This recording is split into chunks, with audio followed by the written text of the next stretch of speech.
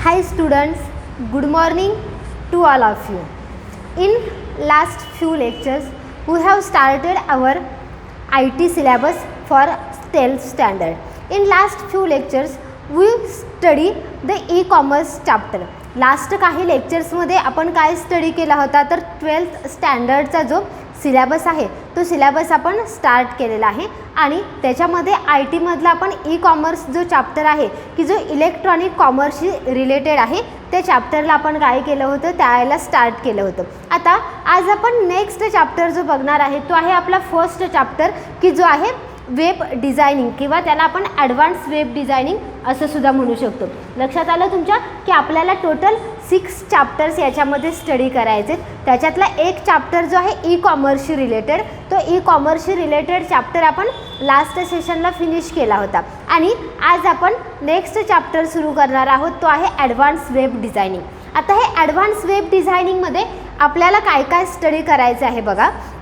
आता आपण last 11th standard म्हणजे लास्ट इयरला म्हणजेच आपण 11th स्टँडर्डमध्ये वेब डिझायनिंगचा एक चॅप्टर बघितला होता. मग किंवा त्याचं नाव होतं त्याला इम्प्रेसिव्ह वेब डिझायनिंग हा त्या चॅप्टरचं नाव होतं. मग त्याच्यामध्ये आपण काय काय स्टडी केलं होतं तुमच्या लक्षात असेल बऱ्याच जणांच्या की बेसिक HTMLचं जे स्ट्रक्चर आहे पेजचं ते आपण बेसिक HTML पेजचं स्ट्रक्चर बघितलं होतं आणि त्याच्याशी रिलेटेड बरेचसे आपण काय केले होते तर टॅग्सही बघितले होते.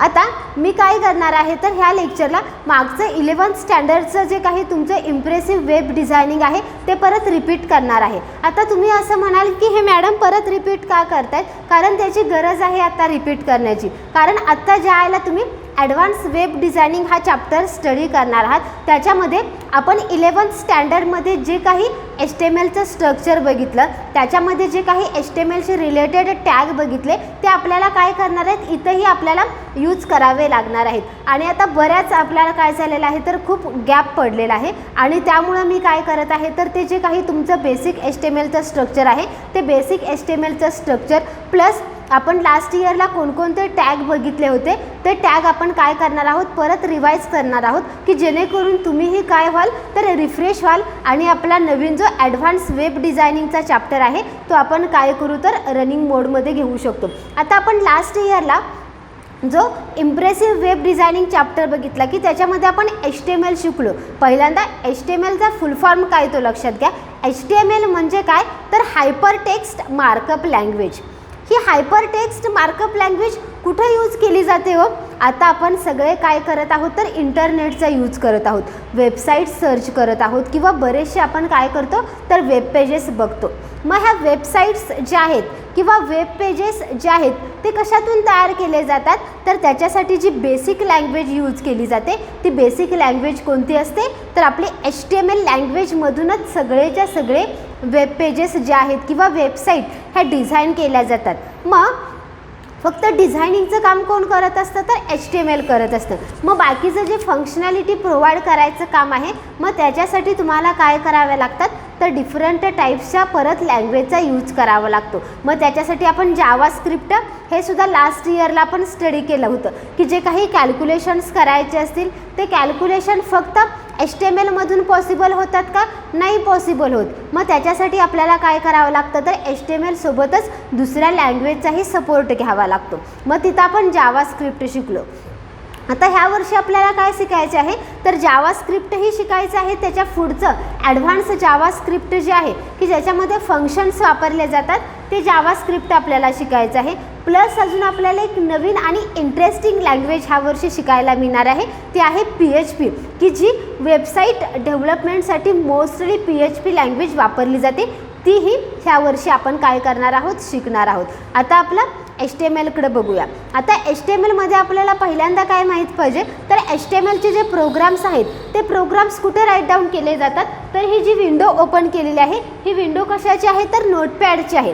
म्हणजे HTMLचे प्रोग्राम्स ज्याला तुम्ही राईट डाऊन करता त्याला तुम्हाला कोणत्याही वेगळ्या एडिटरची गरज आहे का हो नाही आहे. तुम्ही काय करू शकता तर तुमच्या प्रत्येकाच्या कम्प्युटरमध्ये नोटपॅड असते आणि त्या नोटपॅडवरतीच आपण काय करणार आहोत आपले प्रोग्राम टाईप करणार आहोत आणि ते प्रोग्राम रन कुठं केले जातात हो तर त्याच्यासाठी ब्राउझर वापरला जातो. मग ब्राउझर आपल्याकडे डिफरंट टाईप्सचे आहेत.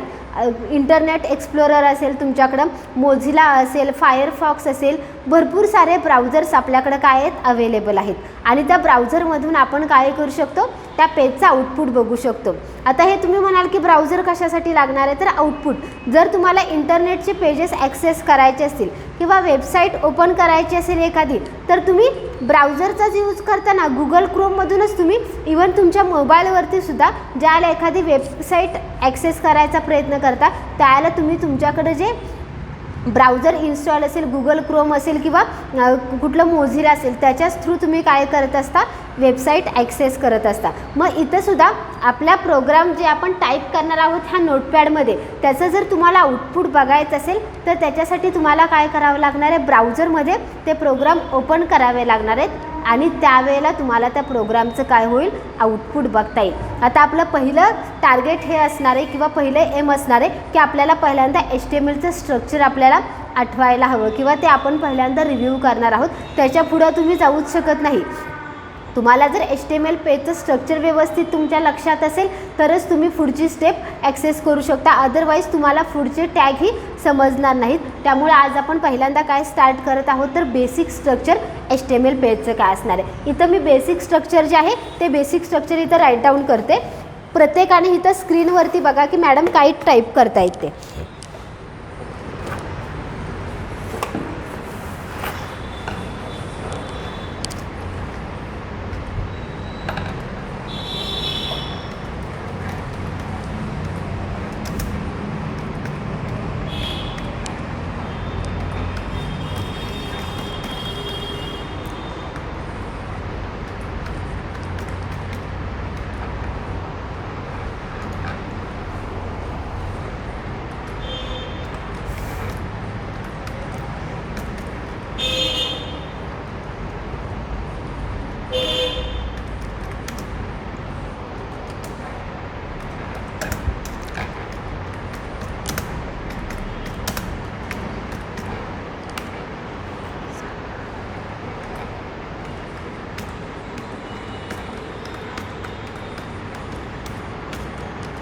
आता इकडे लक्ष द्या, मी इथं HTML पेज जे आहे ते HTML पेजचं बेसिक स्ट्रक्चर जे आहे ते बेसिक स्ट्रक्चर इथं मी राईट डाऊन केलेलं आहे.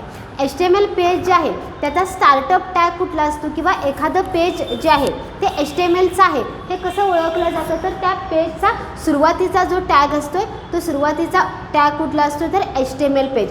ते HTML टॅग काय सांगत असतं की हे पेज जे आहे ते पेज कशाचं आहे, तर HTMLचं आहे. पहिला टॅग झाला HTML टॅग. तो जे तुम्ही हे अँग्युलर ब्रॅकेट काढलेले आहेत ह्याला काय म्हटलं जातं, तर अँग्युलर ब्रॅकेट म्हणजे ज्या पद्धतीने तुम्ही मॅथ्समध्ये साईन वापरता त्या साईनला इथं काय म्हटलं जातं, तर अँग्युलर ब्रॅकेट. मग जे काही HTML मधले टॅग आहेत ते HTML मधले टॅग कशामध्ये लिहिले जातात, तर ह्या अँग्युलर ब्रॅकेटमध्ये जे काही लिहिलेलं आहे, इथं HTML लिहिलेलं आहे, इथं हेड, इथं टायटल लिहिलेलं आहे, त्याला काय म्हटलं जातं, तर HTML टॅग्स असं म्हटलं जातं. मग पहिला टॅग जो आहे HTML बेसिक स्ट्रक्चरमधला तो पहिला टॅग कुठला आहे, तर HTML, की जो स्पेसिफाय काय करतो, तर हे जे काही पेज आहे ते पेज HTMLचं आहे. त्याच्यानंतर सेकंड टॅग जर पाहिला तर सेकंड टॅग आहे हेड टॅग. हेड टॅग काय स्पेसिफाय करतो, तर जे काही हेडिंग इन्फॉर्मेशन असेल त्या पेजची ती हेडिंग इन्फॉर्मेशन कोण स्पेसिफाय करत असतं, तर हा हेड टॅग स्पेसिफाय करत असतो. मग त्याच्यामध्ये सब टॅग येतो, ते येतं टायटल. त्याचं टायटल म्हणजे काय हो, तर ज्याला तुम्ही एखादं वेब पेज ओपन करता त्याला त्या वेब पेजवरती त्या पेजचं नेम डिस्प्ले केलं जातं, ते काय असतं, तर त्याचं टायटल असतं. हा टॅग टॉपमोस्ट ला तिथं तुम्हाला दाखवला जातो. जे काही तुम्ही इथं टायटलमध्ये लिहाल ते सगळ्यात काय केलं जातं, तर वरती दाखवलं जातं. फॉर एक्झाम्पल्स बघा, इथं अनटायटल्ड नोटपॅड असं आहे. मग ज्याला पण एखादं हे पेज मी सेव्ह करेन ज्या नावानं त्याला तिथं काय केलं जाईल, पेज 1 तिथं तुम्हाला दाखवलं जाईल. त्याच्यानंतर हा टॅग इथंच संपवलेला आहे. ज्याला तुम्ही हा टॅग क्लोज करता त्याला काय केली जाते, तर या पद्धतीची एक स्लॅश वापरली जाते किंवा तिरपी लाईन वापरली जाते. याला काय म्हटलं जातं, तर क्लोजिंग टॅग म्हटलं जातं. मग याच्यानंतर कोणता टॅग क्लोज केलेला आहे, तर आपला हेड टॅग जो आहे तो हेड टॅग त्याच्यानंतर क्लोज केलेला आहे. त्याच्यानंतर काय स्टार्ट केलेलं आहे, ॲक्च्युली बॉडी टॅग. आणि बॉडी टॅगमध्ये मी एक सेंटेन्स लिहिलेला आहे, this is my first web page. जे काही तुम्हाला वेबपेजवरती डिस्प्ले करायचं असेल, ते डिस्प्ले करायचं कुठं लिहिलं जातं तर ह्या बॉडी टॅगमध्ये. म्हणजे हेड टॅगमध्ये आपण काय लिहिलं तर टायटल लिहिलं. मग हे टायटल आपल्याला कुठे दाखवलं जाणार आहे तर टॉपमोस्ट जे असेल त्या टॉपमोस्टला टायटल दाखवलं जाणार आहे. आणि ॲक्च्युली आपलं वेबपेजमध्ये काय तुम्हाला दाखवायचं आहे तो कंटेंट कुठे लिहिला जातो, ह्या बॉडी टॅगमध्ये लिहिला जातो. लक्षात आलं तुमच्या? जे काही तुम्हाला वेबपेजवरती डिस्प्ले करायचं आहे, म्हणजे एखाद्याला इमेज डिस्प्ले करायचे असेल, एखाद्याला व्हिडिओ ॲड करायचं असेल, एखाद्याला ऑडिओ फाईल ॲड करायची असेल, तर ते सगळं कुठं केलं जातं, हा जो बॉडी सेक्शन आहे ह्या बॉडी सेक्शनमध्ये तुम्हाला जे काही हवं ते काय केलं जातं, ॲड केलं जातं. हे आहे आपलं HTMLचं बेसिक स्ट्रक्चर. आता हे बेसिक स्ट्रक्चर शिकल्यानंतर तुम्हाला ह्याचं आउटपुट बघता आलं पाहिजे. म्हणजे नुसतंच प्रोग्राम टाईप केले तर काम होणार आहे का नाही होणार, तर त्याच्यासाठी तुम्हाला काय करता आलं पाहिजे, त्याचं आउटपुटही बघता आलं पाहिजे. मग आउटपुट कसं बघणार तुम्ही याचं, तर जे काही तुम्ही कोड लिहिलेला आहे हा कोड पहिल्यांदा काय करता आला पाहिजे, तुम्हाला सेव्ह करता आला पाहिजे. त्याच्यासाठी इथं फाईलमध्ये सेव्ह हा एक ऑप्शन आहे. ह्या सेव्हवरती तुम्ही क्लिक करा. सेव्हवरती क्लिक केल्यानंतर पहिल्यांदा काय करा तर तुमच्या डेस्कटॉपवरती तुमच्या रोल नंबरचा एक फोल्डर तयार करा आणि त्या स्पेसिफिक फोल्डरमध्ये आपण काय करणार आहोत, हे सगळे प्रोग्राम्स जे आहेत ते सेव्ह करणार आहोत. त्याच्यासाठी मी पहिल्यांदा काय करते तर ही विंडो जी आहे ती मिनिमाइज करते आणि हा जो आपला डेस्कटॉप आहे ह्या डेस्कटॉपवरती मी 12th IT नावाचं एक फोल्डर तयार करते. 12 IT की ज्याच्यामध्ये आपण काय करणार आहोत, सगळे जे आपले ITचे प्रोग्राम्स रोजच्या रोज आपण बघणार आहोत ते सगळे त्याच्यामध्ये काय केले जातील, सेव्ह केले जातील. आता माझा फोल्डर तयार झालेला आहे. माझी नोटपॅडची फाईल इथं खाली आहे. मी आता काय करणार आहे तर हे जे काय आहे हे मला सेव्ह करावं लागणार आहे. त्याच्यासाठी मी फाईलमध्ये जाणार आहे. फाईल, इथं सेव्हचं ऑप्शन आपल्याला अवेलेबल आहे, सेव्ह. त्याच्यानंतर मी काय करणार आहे तर लेफ्ट हँड साईड जी आहे ह्या लेफ्ट हँड साईडला इथं तुम्हाला बघा आयकॉन्स दिसतात. याच्यामध्ये तुम्ही डेस्कटॉप फाइंड आउट करायचे. इथं डेस्कटॉपवरती क्लिक करा.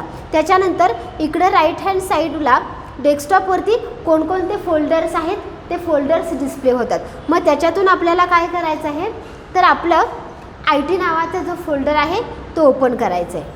आता तुम्ही कशामध्ये आहात तर 12th IT नावाच्या फोल्डरमध्ये तुम्ही आता गेलेला आहात. आता याच्यानंतर आपल्याला काय करायचं आहे तर ॲक्च्युली आपली फाईल सेव्ह करता आली पाहिजे. मग फाईल सेव्ह करण्यासाठी इथं फाईल नेम द्यायचं असते. इथं .txt आहे ते काढून टाकायचं, कारण बरीचशी मुलं काय करतात तर ते .txt तसंच ठेवतात.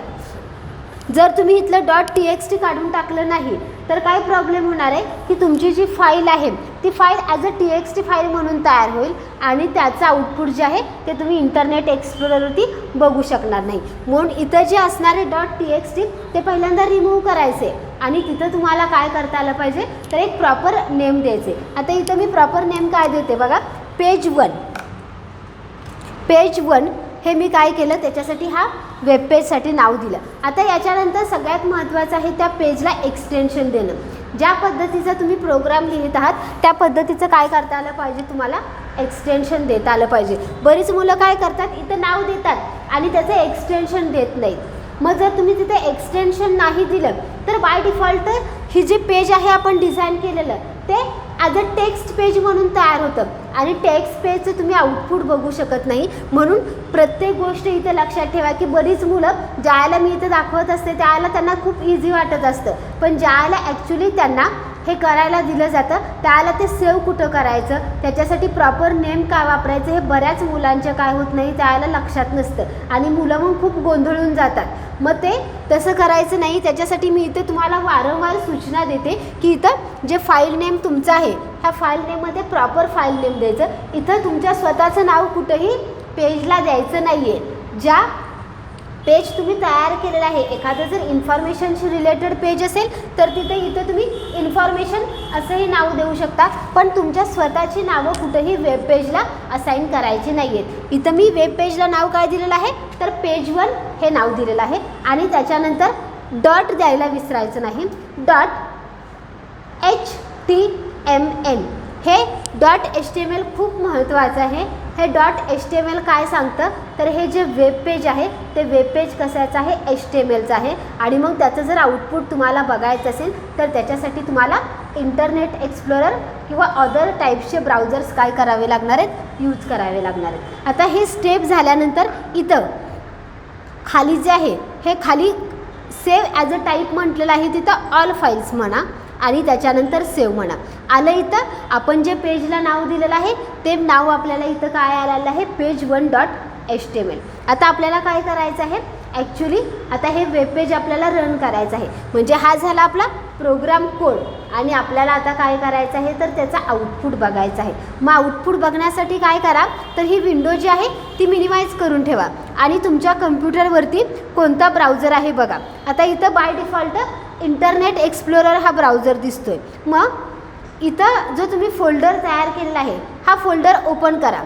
तुम्ही ज्या याला .html या नावाने फाईल सेव्ह करता त्याला ॲटोमॅटिक इथं जे सिम्बॉल येतो तो तुमच्या ब्राउझरचा येतो. एखाद्याकडे जर मोझिला वापरत असाल तुम्ही तर इथं हा सिम्बॉल कशाचा येणार आहे, मोझिलाशी रिलेटेड येणार आहे. एखादा जर ब्राउझर फायरफॉक्स वापरत असेल तर हा सिम्बॉल फायरफॉक्सचा येणार आहे. इथं जो ब्राउझर आहे तो आहे इंटरनेट एक्सप्लोरर म्हणून इथं सिम्बॉल कशाचा आलेला आहे, ह्या ईचा सिम्बॉल आलेला आहे. ही एक स्ट्रॅटर्जी आहे किंवा ही एक खूण आहे की ज्यावेळेला तुम्ही HTML पेज तयार करता त्यावेळेला तुमचं पेज ॲक्च्युली खरंच HTMLचं तयार झालेलं आहे की नाही हे कोण सांगतं तर इथं वेब पेजला येणारा सिम्बॉल. जर इथं तुमच्या ब्राउझरचा सिम्बॉल आला नाही तर मात्र तुम्ही समजायचं की आपण जो कोड टाईप केलेला आहे तो HTML पेजचा नाही आहे, तर ती काय झालेली आहे दुसरी फाईल म्हणून सेव्ह झालेली आहे. आता आपण काय करणार आहोत, हे पेज रन करून बघणार आहोत.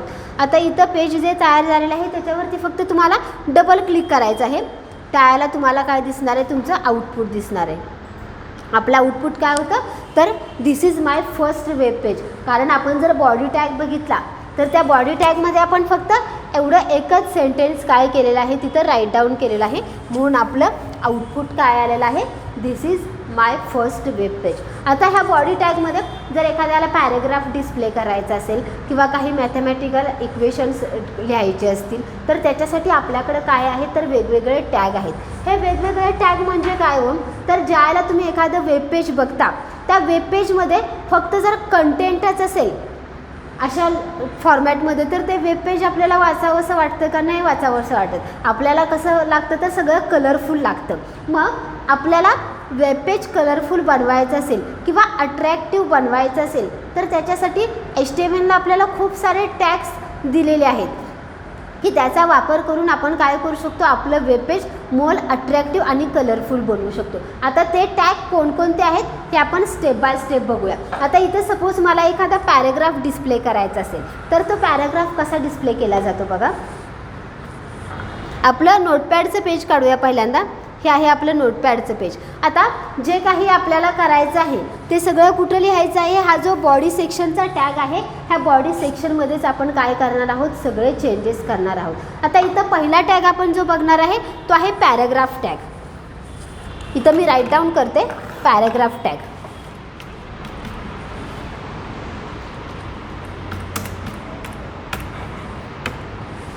इथं आपण पहिला बघणार आहोत तो आहे पॅरेग्राफ टॅग. आता पॅरेग्राफ टॅग कसा दाखवला जातो तर त्याच्यासाठी P हा टॅग वापरला जातो. ओपनिंग जी आहे अँग्युलर टॅग आणि त्याच्यामध्ये P लिहिलं की तिथून काय होतं पॅरेग्राफ स्टार्ट होतो. मग याच्यामध्ये आपण आपली सेंटेन्सेस जरा ॲड करूया म्हणजे आपला मिनिंगफुल एखादा पॅरेग्राफ तयार होईल. आता इथं मी लिहिते एक paragraph. Text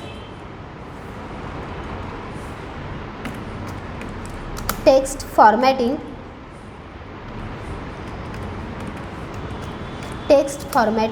tag is used to make a document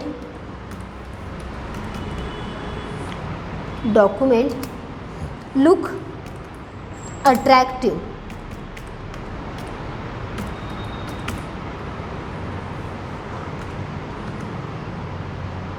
The list of different tags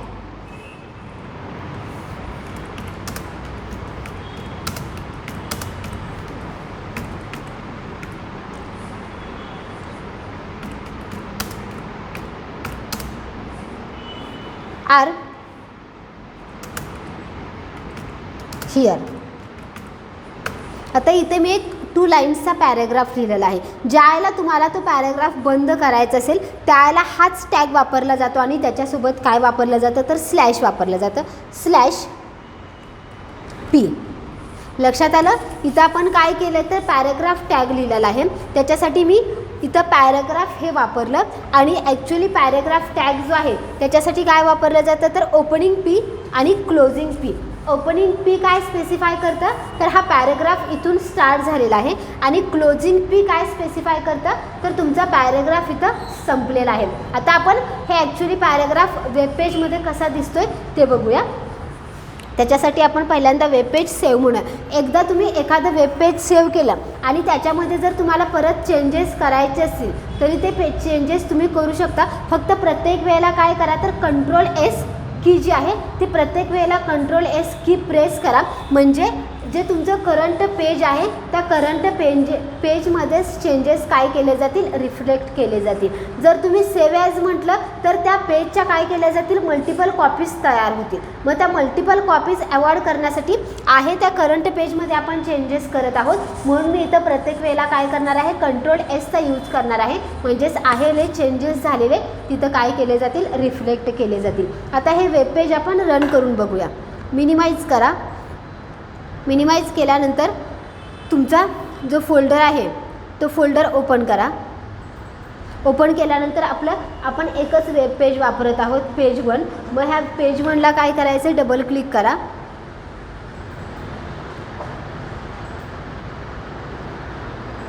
बघितलं पॅरेग्राफ टॅग हे पहिल्यांदा टाईप झालं आणि त्याच्यानंतर आपण जो पॅरेग्राफ लिहिला होता तो पॅरेग्राफ काय झाला या पद्धतीनं टाईप करण्यात आला. आता हा पॅरेग्राफ टॅग ज्या आला तुम्ही वापरता त्याला तो तुम्ही काय करू शकता अलाइन करू शकता. म्हणजे बाय डिफॉल्ट हा पॅरेग्राफ कुठून स्टार्ट झाला तर लेफ्ट साईडपासून स्टार्ट झाला. एखाद्याला जर पॅरेग्राफ मिडलला पाहिजे असेल किंवा एखाद्याला राईटला पाहिजे असेल तरीसुद्धा आपण काय करू शकतो ते तयार करू शकतो. मग त्याच्यासाठी आपल्याकडे काय आहे तर हा जो आपण पॅरेग्राफ टॅग वापरलेला आहे ह्या पॅरेग्राफ टॅगला काय तुम्ही देऊ शकता तर अलाइनमेंट हा एक त्याचा ॲट्रिब्यूट आहे की जो काय स्पेसिफाय करतो तुमचा जो पॅरेग्राफ आहे तो पॅरेग्राफ कुठे डिस्प्ले करायचा आहे. इथं मी लिहिते align. Align is equal to right. आता ज्यावेळेला मी align is equal to right म्हणते त्यावेळेला माझा पॅरेग्राफ काय होणार आहे तर राईट साईडला डिस्प्ले होणार आहे. आपण आउटपुट बघूया. पॅरेग्राफ टॅग आणि त्यालाच जोडून काय झाला राईट साईडला तुमचा तयार झाला. आता आपण इथं सेंटर अलाइनमेंट देऊन बघूया.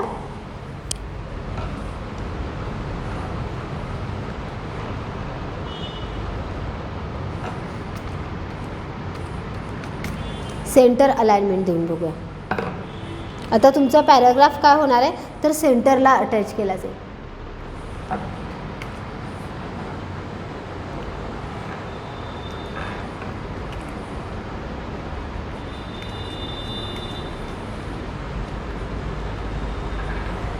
पॅराग्राफ आपण जरा छोटा करूया म्हणजे तो पॅराग्राफ बरोबर सेंटरला प्लेस केला जाईल.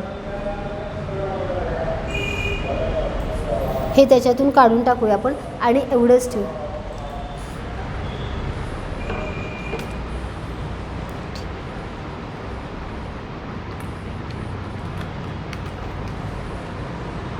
आलं सेंटरला बरोबर पॅराग्राफ टॅग आणि this is my first web page.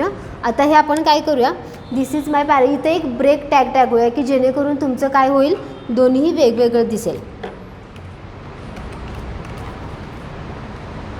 This is my first web page.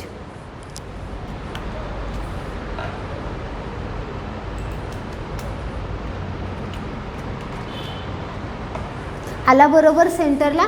या पद्धतीने तुम्ही काय करू शकता तर पॅराग्राफसाठी अलाइनमेंट स्पेसिफाय करू शकता ज्या ठिकाणी तुम्हाला तो पॅराग्राफ डिस्प्ले करायचा आहे.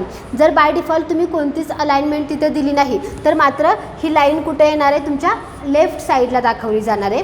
आणि तुम्हाला जर ती सेंटरला पाहिजे असेल तर तुम्ही P align is equal to centre म्हटलं की सेंटरला येणार आहे. जर तुम्हाला राईटला पाहिजे असेल तर आपण इथं राईट म्हणूया. आता आपण काय केलेलं आहे पॅराग्राफ क्रॉप केलेला आहे त्यामुळे तो आता राईटला व्यवस्थित दाखवला जाईल. RIGHT right.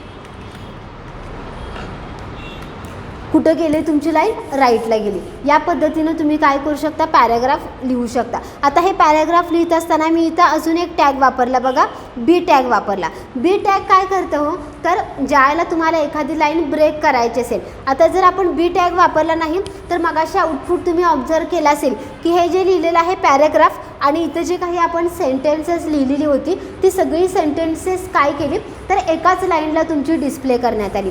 पण जर आपल्याला लाईन ब्रेक करायची असेल तर त्याच्यासाठी काय केला जातो, हा बी आर टॅग वापरला जातो. मग तुम्हाला जिथं जिथं असं वाटतं की लाईन ब्रेक करायची आहे तिथं तिथं तुम्ही काय करू शकता, ब्रेक टॅग वापरू शकता. आता इथं सुद्धा आपण बघा हा पॅराग्राफ लिहिलेला आहे, ह्या पॅराग्राफमध्ये सुद्धा मी काय करू शकते तर ब्रेक टॅग वापरू शकते. दिस इज माय, इथं मी जर बी टॅग वापरला तर काय होणार आहे, माझी ही लाईन इथंच कट केली जाणार आहे. ह्याचा आउटपुट बघा, आउटपुट बघितलं की तुमच्या लक्षात येतील की टॅगचं वर्किंग काय आहे.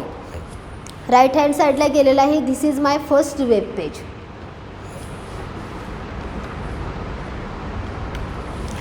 आता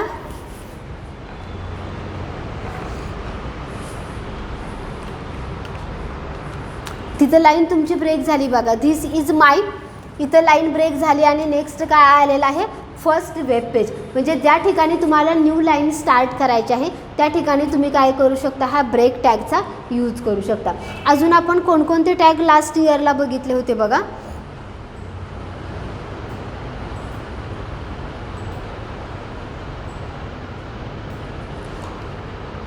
त्याच्यानंतर आपण बघितलं होतं बोल्ड, इटॅलिक आणि अंडरलाईन, हे तीन जे आहेत ते टेक्स्ट फॉर्मॅटिंग टॅग सुद्धा आपण काय केले तर लास्ट इयरला आपण स्टडी केले. त्यातला पहिला टॅग आपण बघूया, बी टॅग.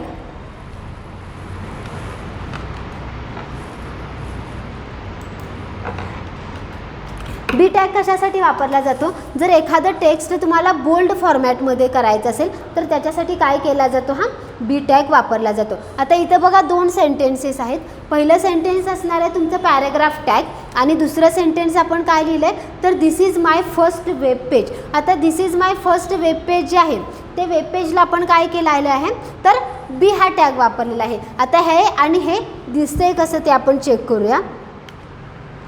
बघा हे पहिलं जे आहे पॅराग्राफ टॅग लिहिलेलं ते कसं आहे, स्मॉल फॉन्टमध्ये आहे आणि ते बोल्ड केलेलं नाही आहे, ते कसं आहे रेग्युलरमध्ये आहे. पण खालचं जर सेंटेन्स बघितलं, this is my first web page, हे कसं करण्यात आलेलं आहे तर बोल्ड करण्यात आलेलं आहे. म्हणजे त्याची साईज थोडीशी वाढवण्यात आलेली आहे आणि त्याला काय करण्यात आलं आहे तर थोडासा थिकनेस देण्यात आलेला आहे. म्हणजेच काय केलेलं आहे, हे बोल्ड केलेलं आहे.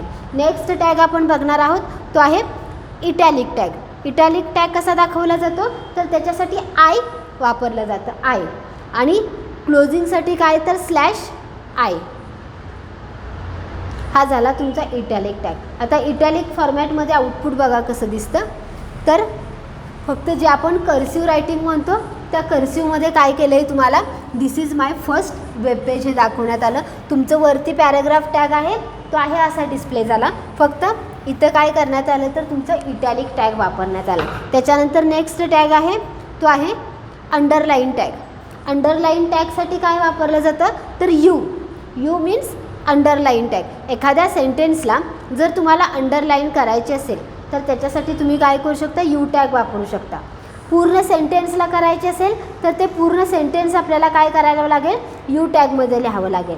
जर एखाद्या वर्डसाठी अंडरलाईन वापरायची असेल, इथं काय झालं बघा, पूर्ण सेंटेन्सला तुमच्या अंडरलाईन आली. पण मला जर फक्त फर्स्ट वेब पेज एवढ्यासाठी जर अंडरलाईन करायचे असेल तर ते सुद्धा आपण काय करू शकतो, इथं यूज करू शकतो. इथून हा यू आपण काढूया आणि तो कुठं टाकूया तर फर्स्ट वेब पेज, इथं यू प्लेस करूया. फक्त अंडरलाईन कुणाला आली तर फर्स्ट वेब पेज. लक्षात आलं तुमच्या की आपलं HTMLचं बेसिक स्ट्रक्चर काय होतं आणि त्याच्यामध्ये आपण टेक्स्ट फॉर्मॅटिंग टॅग आज कुठले कुठले पाहिले तर बोल्ड, इटॅलिक आणि अंडरलाईन हे तीन आपण टेक्स्ट फॉर्मॅटिंग टॅग पाहिले. अजून आपण टॅग बघूया पुढचा की जो आहे सबस्क्रिप्ट आणि सुपरस्क्रिप्ट. सबस्क्रिप्ट टॅग कुठं वापरला जातो, ज्या वेळेला तुम्हाला एखादं मॅथमॅटिकल फॉर्म्युला लिहायचं असेल किंवा एखादं केमिकल फॉर्म्युला लिहायचा असेल त्याला काय केला जातो, हा सबस्क्रिप्ट आणि सुपरस्क्रिप्टचा यूज केला जातो. आता ज्याला आपण H2SO4 लिहितो त्याला 2 कुठं जातं, तर Hच्या बेसला 2 पाठवलं जातं. बरोबर आहे. Hच्या रेंजमध्ये 2 येतं का नाही. जर आपण इथं लिहायला गेलो H2SO4 बघा, तर ते H2SO4 कसं दिसणार.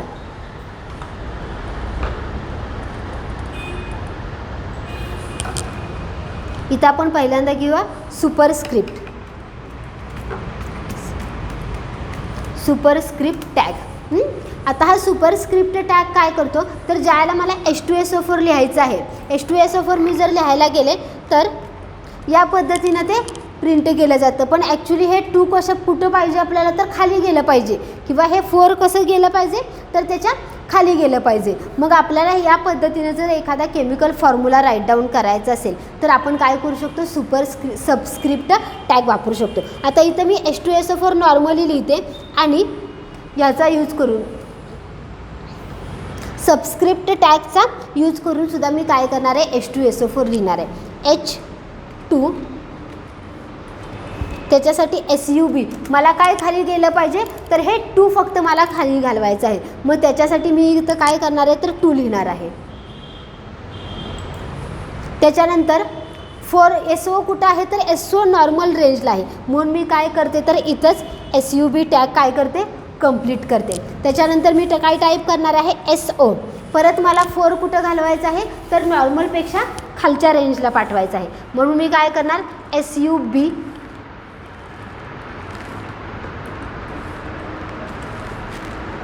सब 4/sub. आता हे H2SO4 कसं दिसते बघा, आणि त्याच्यानंतर हे H2SO4 आपण जे सबस्क्रिप्ट टॅगचा यूज करून लिहिलेलं आहे ते कसं दिसते ते आपण बघूया. हे बघा, हे सुपरस्क्रिप्ट टॅग आपला आहे असं आलं. पहिल्यांदा आपण H2SO4 लिहिलं होतं ते कसं प्रिंट झालं बघा, 2 हे Hच्याच रेंजला गेलेलं आहे, हे 4 सुद्धा ह्या SOच्याच रेंजला गेलेला आहे. पण ज्याला तुम्ही केमिस्ट्रीमध्ये हा केमिकल फॉर्म्युला लिहिता त्याला मात्र या पद्धतीचं तुम्हाला पाहिजे असते की H2 जे आहे ते खालच्या रेंजला जायला पाहिजे आणि SO हे नॉर्मल रेंजला जायला पाहिजे आणि 4 परत काय झालं पाहिजे, खालच्या रेंजला. याच्यासाठी आपण काय करूया, तर थोडंसं हे बोल्ड करूया म्हणजे तुम्हाला व्यवस्थित ते दिसेल.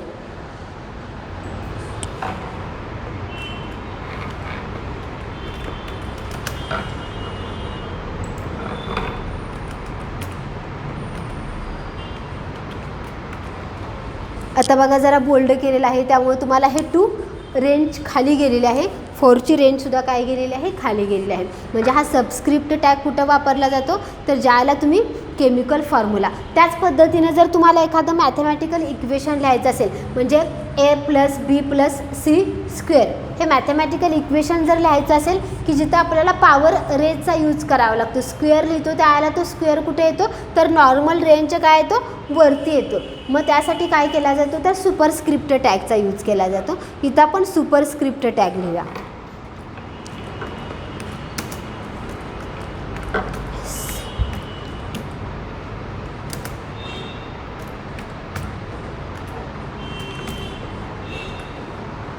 आता इथं मी नॉर्मल x² लिहिते. x² लिहिलं की ते कसं प्रिंट होतं आहे बघा, या पद्धतीनं प्रिंट होते. पण मला हे 2 कुठं जायला पाहिजे, एक्सच्या पॉवर रेजला जायला पाहिजे. त्याच्यासाठी मी काय करणार आहे, आता इथं सुपरस्क्रिप्टचा. मग सुपरस्क्रिप्ट कुठं वापरायचं, तर जे तुम्हाला पॉवर रेजला पाहिजे असेल त्याच ठिकाणी फक्त तुम्ही काय करायचं आहे, तर सुपरस्क्रिप्टचा यूज करायचा आहे. इथं बघा मी काय करते, SUP सुप काय वापरायचं आहे, तर तिथं मला फक्त 2 दाखवायचं आहे, 2-SUP.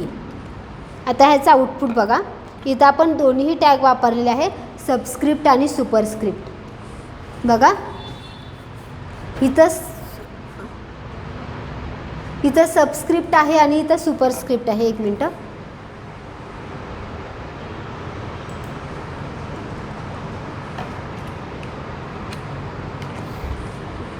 इथं इथं आपण सबस्क्रिप्ट वापरले. सबस्क्रिप्ट काय करतं तर ज्याला तुम्ही केमिकल फॉर्म्युला लिहिता त्याला ह्या सबस्क्रिप्टचा यूज करायचा आहे. आणि सुपरस्क्रिप्ट कधी वापरलं जातं तर ज्याला तुम्हाला पॉवर रेस करायची असेल त्याला काय करायचं आहे, ह्या सुपरस्क्रिप्टचा यूज करायचा आहे. लक्षात आलं. आजच्या सेशनमध्ये आपण काय काय स्टडी केलं तर HTML पेजचं जे बेसिक स्ट्रक्चर आहे त्या HTML पेजचं बेसिक स्ट्रक्चर स्टडी केलं. प्लस जे आपण काही टेक्स्ट फॉर्मॅटिंग टॅग बघितले होते, म्हणजे सबस्क्रिप्ट असेल किंवा सुपरस्क्रिप्ट असेल, बोल्ड असेल, इटॅलिक असेल, अंडरलाईन असेल आणि पॅरेग्राफ, एवढे टॅग काय केले आपण आजच्या लेक्चरला स्टडी केले. उद्याच्या लेक्चरला आपण राहिलेले टॅग परत एकदा स्टडी करूया. तोपर्यंत good bye, have a nice day.